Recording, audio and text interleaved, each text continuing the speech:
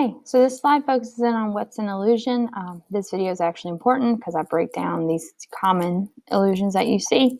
So just so you know, it's a reference to another text or work that creates a relation, to create a connection or build a relationship. So it's trying to take a story that you may already know or understand so that you can understand then whatever it is you're reading better. So illusions tend to come from three main sources: religion, which in our common literature, just based on the demographics of our country and our historical stuff, is most biblical mostly. When you go to other places around the world, different religions might be referenced instead. But in the United States, and focusing mainly on U.S. history, you're going to see mostly biblical illusions. You also get a lot of Greek and Roman mythology illusions. And then, of course, important historical events. So in this bubble, I have three really, really common ones that you're probably used to, and they're usually used in comparison or to describe something.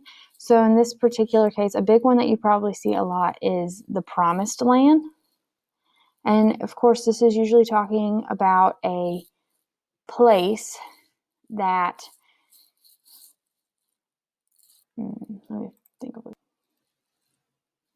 All right.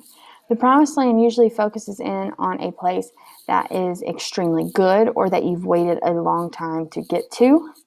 It, of course, is alluding to the Israelites, and God told them that they would go to the Promised Land. It'd be flowing with milk and honey. So this was the goal. The Promised Land was the goal. It was this amazing place where everything would be perfect for them.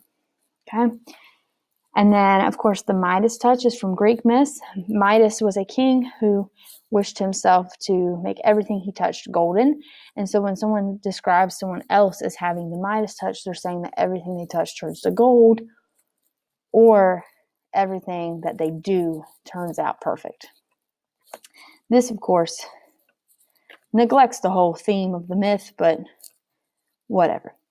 And then lastly, people often will reference the fall of Rome. It was like the fall of Rome. So what happened is Rome was this massive empire, and it was actually conquered fairly quickly by a surprise attack. So when someone compares something to the fall of Rome, it's a really big deal, like something really big was happening, and then it just fell apart really quickly.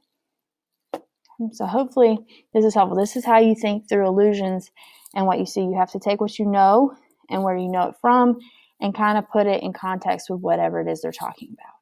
So illusions are pretty much just a really, really fancy way of using similes and metaphors, but you have to have the background knowledge in order to understand them.